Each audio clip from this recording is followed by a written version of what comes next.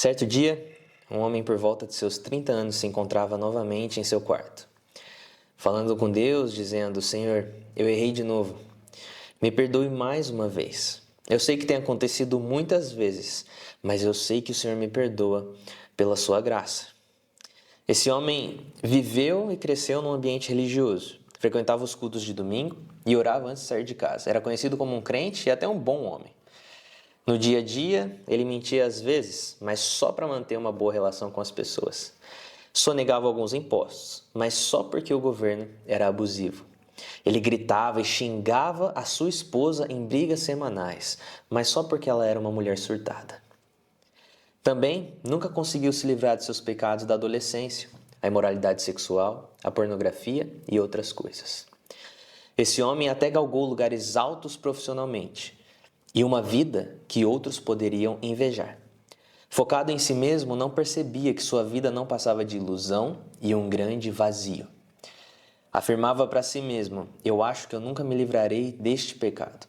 E em rodas de conversas, frequentemente, lançava o comentário: mas todo mundo peca, né? Não é por isso que precisamos da graça? Essa é a história de muitos homens e mulheres. E também já foi a minha. Homens e mulheres que não compreenderam exatamente o que é a graça de Jesus e como ela nos capacita a viver em santidade. E que nós temos um chamado e também uma responsabilidade, como filhos de Deus, de sermos santos, andarmos em santidade. Esse é o primeiro vídeo desse canal, onde eu pretendo compartilhar com você princípios bíblicos, experiências pessoais e te equipar com uma base sólida para viver a vida cristã. E o assunto de hoje é viver sem pecar.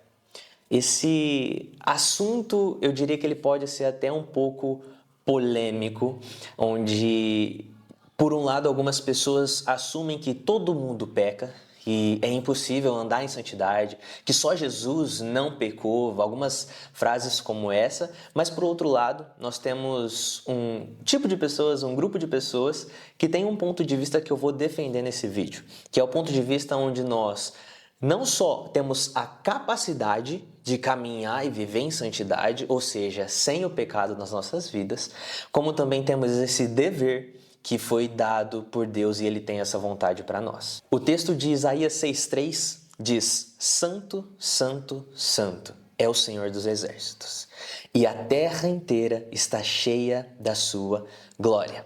O termo santo aqui que Isaías está usando vem do hebraico kadosh, que significa separado. Mas para a gente entender o que Isaías estava querendo dizer, a gente tem que não só no sentido da palavra isolada, mas sim em todo o contexto que Isaías vivia e também no contexto da Bíblia. Eu acompanho muito os conteúdos, as pregações do Luciano Subirá, e ele defende muito a macrovisão bíblica, e é algo que a gente vai tratar nesses vídeos também. Então nós vamos analisar tudo o que a Bíblia quer dizer através da palavra kadosh. E se Isaías estivesse dizendo aqui kadosh somente no seu sentido de separado, ele estaria dizendo separado, separado, separado é o Senhor dos Exércitos. Tem até como a gente trazer isso de uma forma boa, mas não faz muito sentido. Outro sentido para a palavra kadosh é moral. Isaías estaria dizendo moral, moral, moral é o Senhor dos Exércitos. Também é algo bom, mas não traz totalmente o sentido do que Isaías quis dizer. E o sentido que Isaías quis trazer é que Deus é separado, ou seja, Ele é kadosh, Ele é santo, a partir do momento em que Ele é separado de tudo, de qualquer coisa que não é divina, que não tem a ver com a natureza de Deus. E ele diz santo, santo, santo, kadosh, kadosh, kadosh, para distanciar o quanto ele se separa de tudo que não é divino, de tudo que não é Deus. Outros textos que passam essa mesma mensagem é, por exemplo, 1 Samuel 2,2, que diz: não há ninguém santo como o Senhor, não há outro além de ti. Então é algo que só Deus possui, essa característica de kadosh, santo. Salmo 77,13 diz: os teus caminhos, ó Deus, são santos. Ou seja, só os teus caminhos, Deus, eles são santos, mais de ninguém. E Apocalipse 15,4 diz: pois somente tu és santo. E aqui não estamos mais no hebraico, o Novo Testamento é escrito no grego, e do grego a palavra é ósios, que também traz essa ideia de santidade em essência, santidade em natureza, algo que somente Deus possui. É uma característica que é impossível de Deus perder, é algo da essência dele. Então, quando a gente usa o termo kadosh, quando a gente repete a palavra santo 3 vezes, quando Isaías fez isso, ele estava querendo dizer que Deus é muito separado de nós em sua santidade. Ele é separado do mundo, da criação, de tudo. Ele é totalmente separado. E nada que é profano pode tocá-lo, porque ele é separado disso tudo. E se somente Deus é essencialmente santo, ou seja, na sua natureza, é impossível dele exigir que nós sejamos santos dessa forma. Até porque ele é um Deus justo, então é impossível dele exigir algo que seja ou impossível, ou não faça sentido, ou vá contra o que ele mesmo disse. Mas o texto de Levítico 11:44, na versão de NVI, diz: Eu sou o Senhor, o Deus de vocês. Consagrem-se e sejam santos, porque eu sou santo. E na nova tradução da linguagem de hoje diz: Dediquem-se a mim, o Deus de vocês, e sejam completamente fiéis a mim, pois eu sou santo. Por que eu trouxe essas duas traduções? Uma usa a palavra sejam santos, que é a NVI. A nova tradução da linguagem de hoje já traz o termo sejam completamente fiéis a mim, que traz mais claramente o que é essa ideia de santidade que Deus quer de nós, que é que nós sejamos totalmente fiéis, obedientes, não viva em pecado, mas viva na vontade dele. E também a Bíblia, a mensagem, traz o termo santifiquem-se, porque eu sou santo. A versão A Mensagem é uma versão muito mais moderna que tenta resumir, trazer uma ideia mais moderna e simples do que tem nas outras traduções. E ela diz: santifiquem-se, ou seja, vocês não são santos, vocês precisam se tornar santos. Eu me lembro do tempo que eu jogava muito videogame, eu gostava de jogos medievais e normalmente os jogos de RPG medievais você tem que criar o seu personagem. Só que essa parte de criar o personagem era muito importante. Era ali que você decidia talvez o seu país de origem, que já ditava algumas coisas de diplomacia, você decidia sua raça, altura, habilidades, classes que são muito importantes. Então ali no início, antes de desenvolver qualquer coisa na sua história, eu tinha que escolher se eu queria ser um arqueiro, se eu queria ser um guerreiro, um mago, soltar feitiços, e tudo isso ia ditar o meu futuro dali da frente. Se as minhas missões iam ser fáceis, difíceis, se eu ia poder usar certos atributos, e tudo teria que ser lá no comecinho. Eu acredito que Deus fez algo parecido com o ser humano. Gênesis 1:27 diz: E Deus criou o ser humano à sua imagem.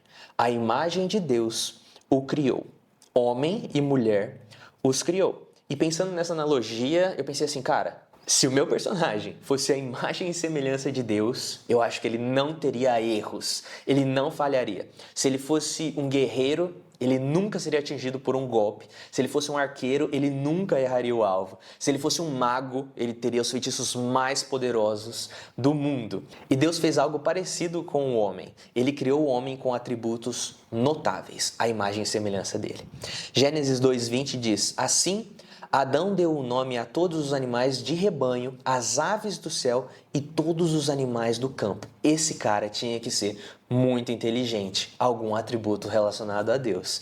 E a palavra também diz que Adão e Eva não conheciam a maldade. Portanto, soma mais uma vez a ideia de que Deus criou Adão e Eva à sua semelhança, ou seja, com essa santidade que Deus possuía.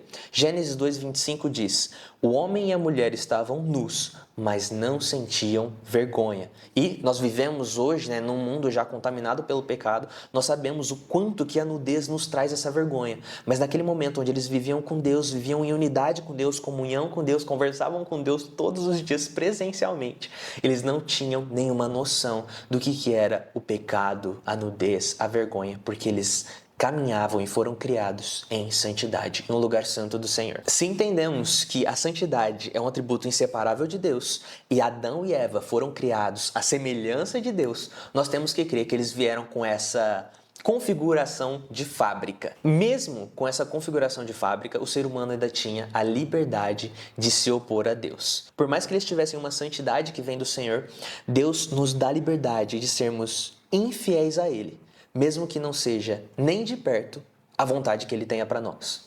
É impossível de Deus desejar isso para nós. Ele deseja que nós vivamos em santidade, nós vamos ver isso daqui a pouco. Mas a prova de que ele deu a liberdade para Adão e Eva era o fato de que o fruto proibido estava lá no jardim. Era acessível. Deus deu essa possibilidade, mesmo que não fosse o desejo dele. Isso também é tema para outro vídeo que a gente pode aprofundar mais. E a partir daí, com essa configuração de fábrica, foi só por água abaixo. A humanidade começou a decair no pecado.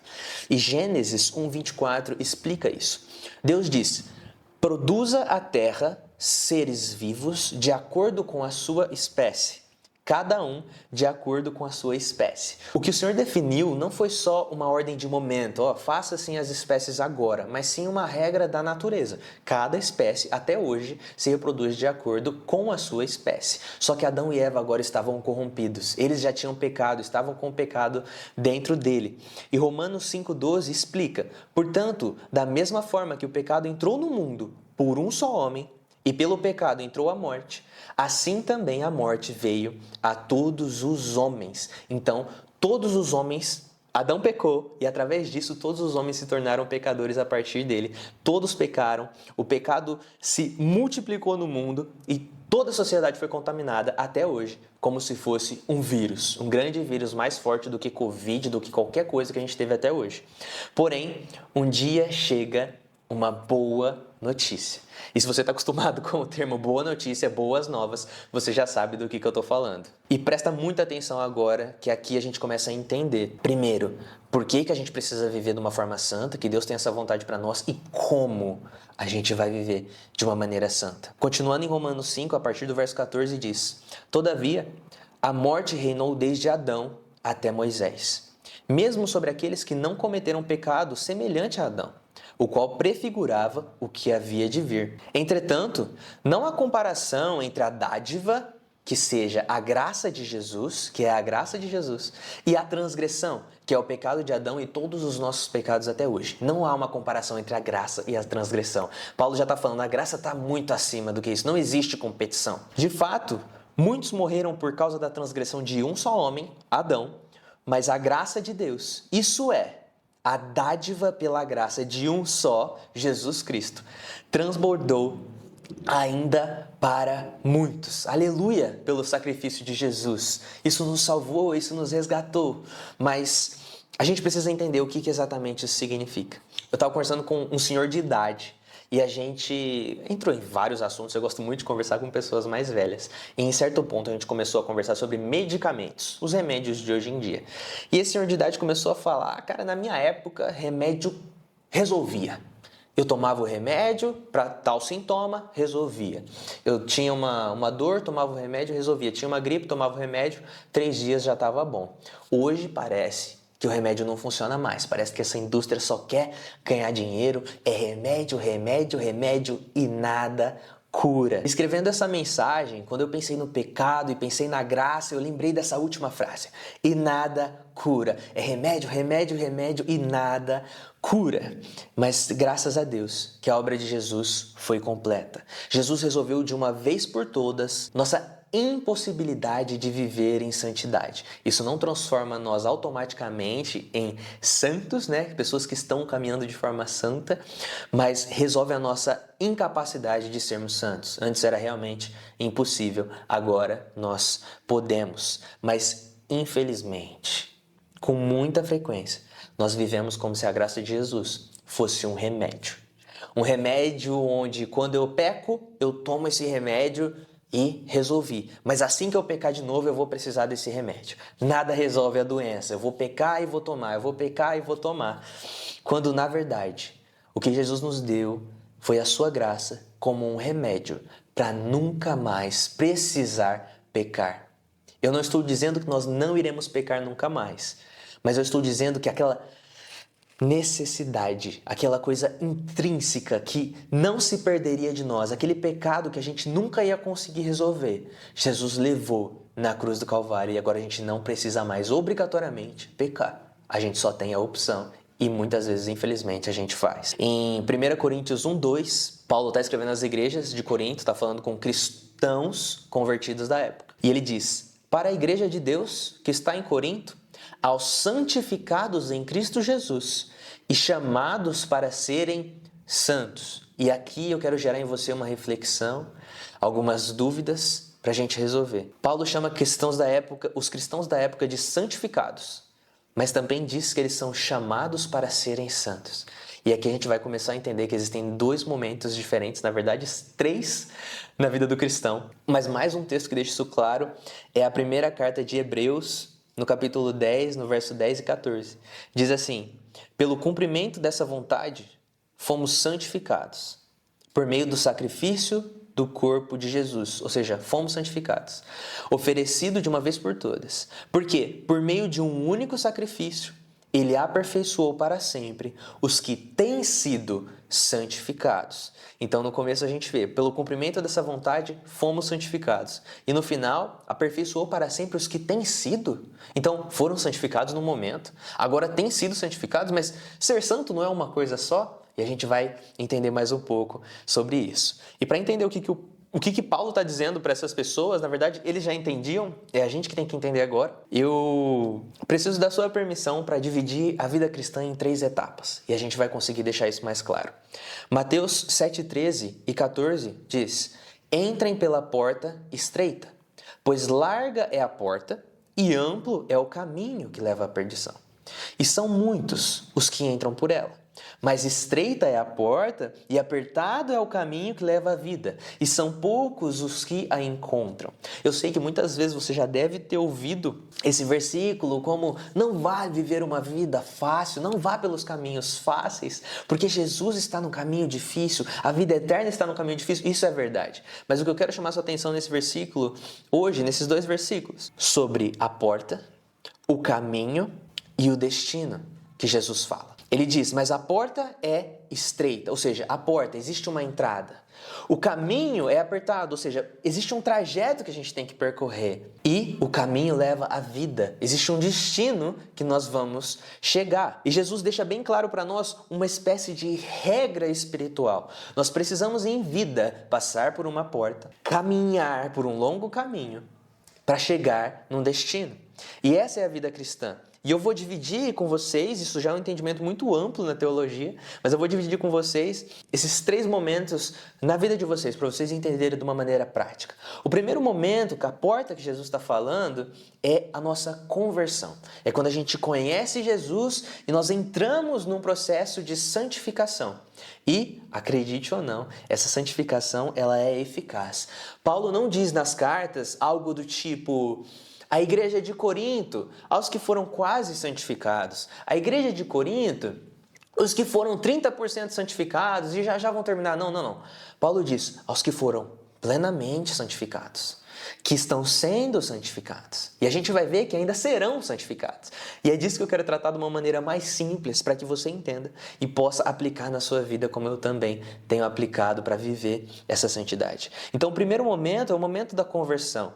E a santificação inicial acontece nessa conversão. Não é inicial no sentido de que é só 10%, mas inicial no sentido de que é a primeira. E você vai ter mais clareza disso. Na santificação inicial, nós somos santificados por Cristo. E somos livres da condenação do pecado, porque agora nós somos salvos. Jesus diz muitas vezes: aquele que crer e for batizado será salvo. Não tem outra condição, não tem obras que vão necessariamente gerar a sua salvação. E o segundo ponto é a vida com Jesus. Então, a porta que nós passamos é decidir a conversão. O segundo ponto é o caminho, e esse caminho eu coloquei aqui como a vida com Jesus. E nós chamamos isso também de santificação progressiva. Nós somos santificados por Cristo, somos livres do poder do pecado. Só que essa santificação, ela se dá no caminho. É por isso que Paulo cita muitas vezes na carta aqueles que têm sido santificados, porque é uma santificação progressiva. E o terceiro ponto, que é o destino, é o local onde nós vamos chegar depois de ter passado pela porta, de ter trilhado esse longo caminho, nós vamos chegar na vida da eternidade, que é a santificação final. Lá nós seremos santificados por Cristo, onde nós somos livres da presença graça do pecado. E é aí onde muita pessoa confunde. Quando a pessoa diz assim, todo mundo peca, não é porque somos obrigados a pecar e todo mundo vai pecar, mas sim porque nós temos o pecado dentro de nós, até que nós sejamos glorificados na volta de Jesus. Todos nós que acreditamos em Jesus, já fomos livres da condenação do pecado. O pecado já não nos condena mais. Jesus pagou todo o preço e agora nós precisamos continuar essa santificação para sermos livres do poder do pecado. É por isso que muitas vezes quando uma pessoa acaba de se converter, o pecado é o maior inimigo dela. Para todo lugar que ela olha tem a imoralidade sexual que a assombrava, para todo lugar que ela olha tem o vício que assombrava ela, porque ela acabou de começar, ela acabou de passar pela porta. E quando a gente continua esse caminho, continua essa santificação progressiva, a gente consegue deixar a nossa carne mais fraca e consegue vencer o poder do pecado com a graça de Jesus. Por nós mesmos não dava, eu quero deixar isso bem claro. Nós só passamos pela porta por conta de Cristo. Nós só seguimos no caminho por conta de Cristo. E só passaremos para a vida eterna, chegaremos no destino por conta de Cristo. Romanos 7, a partir do verso 22 diz: Mas eu vejo outra lei atuando nos membros do meu corpo, guerreando contra o íntimo do meu ser, tornando-me prisioneiro da lei do pecado que está em mim. Ou seja, Paulo diz que ele está sendo tornado pelo próprio corpo. Existe uma guerra e ele está sendo tornado prisioneiro pela lei do pecado. Quem me libertará deste corpo sujeito à morte? E ele logo em seguida traz a resposta, porque até aqui parece tenebroso, parece que é pra gente ter medo, mas ele diz: graças a Deus por Jesus Cristo, o nosso Senhor, de modo que com a mente eu sou servo da lei de Deus, mas com a carne eu sou escravo da lei do pecado. Então Paulo deixa claro para nós que existe uma guerra aqui. E que ele mesmo convertido, mesmo sendo usado... Eu li recentemente uma passagem que me lembrou de como Paulo era usado. Diz que até os lenços e os aventais que ele usava eram usados para curar pessoas, para expulsar demônios. E Deus fazia isso através dele. Então um homem totalmente usado por Deus ainda diz: peraí, dentro de mim tem uma guerra. Existe algo muito forte dentro de mim que está querendo guerrear com o que eu quero com Deus. Eu quero adorar a Deus, eu quero ser servo da lei de Deus, mas com a carne eu sou escravo do pecado. Romanos 8,5 diz: quem vive segundo a carne aspira o que a carne deseja, mas quem vive de acordo com o Espírito aspira o que o Espírito deseja. E que em nome de Jesus nós possamos não viver de acordo com a carne para desejar o que é da carne. Que nós possamos viver de acordo com o que é o Espírito para desejar as coisas do Espírito. E é disso que a gente vai falar agora para tornar isso prático para você. Em Hebreus 4,14 traz algo para nós que eu gostaria de refletir para você como se fosse a nossa vida de oração. Paulo diz assim: portanto, visto que temos um grande sumo sacerdote que adentrou os céus, Jesus, o Filho de Deus, apeguemo-nos, ou seja, agarra com toda a força e não solta. Agarra com toda a força ao que confessamos, pois não temos um sumo sacerdote que não possa compadecer-se das nossas fraquezas, mas sim alguém que, como nós, passou por todo tipo de tentação, ainda que sem pecado. Assim, aproximemo-nos, nos acheguemos, fique próximo do trono da graça, com toda a confiança, a fim de recebermos misericórdia e encontrarmos graça que nos ajude no momento da necessidade, ou, em outras traduções, em momento oportuno. O que Paulo está dizendo aqui? Ele está dizendo, cara, você não precisa lutar sozinho. Você tem um sumo sacerdote, um homem chamado Jesus, que morreu por você e ele conhece a sua tentação. Ele não veio como Deus aqui e viveu como Deus sem ter tentação nenhuma. João, em seu evangelho, diz que ele foi tentado em todas as coisas. E, como Paulo afirma, ainda que sem pecado. Então o que Paulo está dizendo quando ele diz, cara, se aproxime do trono da graça, ele está dizendo, se aproxime de Jesus, para que você ache socorro em momento oportuno. Algumas vezes eu já olhei para esse texto e pensei que o trono da graça fosse para a gente acessar depois que pecou. Como eu falei no começo, às vezes a gente acha que a graça de Jesus é um remédio. Mas no final do texto, Paulo deixa bem claro, para que a graça te ajude no momento da necessidade. E cá entre nós, o momento da necessidade não é depois que peca. Nós precisamos de Jesus, nós precisamos do trono da graça quando estamos ali enfrentando a tentação. Então o que Paulo está dizendo, e eu categorizei aqui como a vida de oração, uma ferramenta para viver em santidade, é que a gente tem que estar muito próximo de Jesus. Que a gente tem que estar próximo desse sumo sacerdote, que com o Espírito Santo vai poder falar no nosso ouvido: não vai para esse lado, não veja esse vídeo, não aceite esse conselho, não feche esse negócio, porque quando você estiver indo para esse caminho, eu sei a tentação que te espera lá na frente, eu sei a queda que te espera lá na frente. E em Romanos 8,5, eu já citei, mas agora eu traria como o efeito da vida de jejum, que também acompanha a vida de oração. Romanos 8,5 diz: quem vive segundo a carne, aspira a carne. Mas quem vive de acordo com o Espírito, aspira, ou seja, deseja o que é as coisas do Espírito. E eu coloquei isso dentro do jejum, porque o jejum é algo que, para mim e para muitas pessoas, é o que mais ajuda a matar a nossa carne. Tem um verso de Paulo que eu gosto muito, que ele diz: eu esmurro a minha carne. E que a nossa vida possa ter essa intensidade de oração e de jejum e de dizer: Deus, eu quero viver as coisas do Espírito, eu quero jejuar para que o meu Espírito deseje a Ti e a gente possa caminhar em santidade. E Hebreus 4,2 diz: pois a palavra de Deus é viva, eficaz e mais afiada do que qualquer espada de 2 gumes. Eu não sei se você sabe, mas a espada de 2 gumes é a que corta para frente e corta para trás.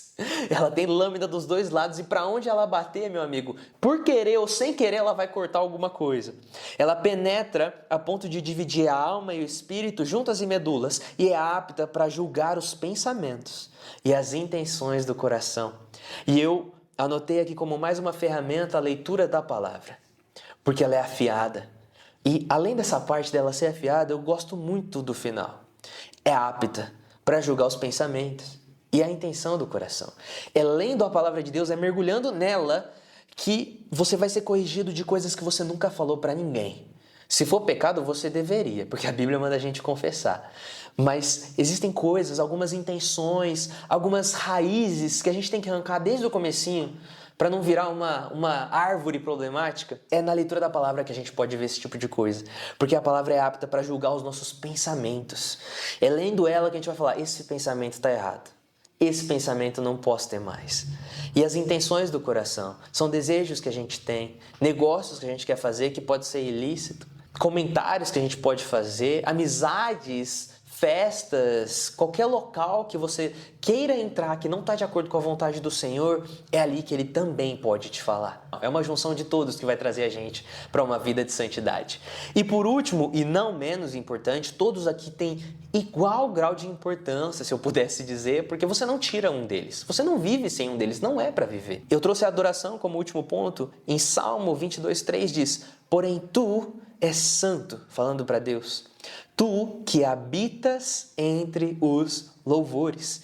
Isso no primeiro ponto da oração. Eu disse que nós temos que nos achegar no sumo sacerdote, que é Jesus, que também é o Espírito Santo e que também é Deus, os três são um.